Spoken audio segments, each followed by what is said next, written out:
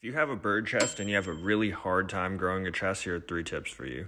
Tip number 1 is to utilize heavy fly movements and to focus on the positive, so on the way up, and the negative on the way down.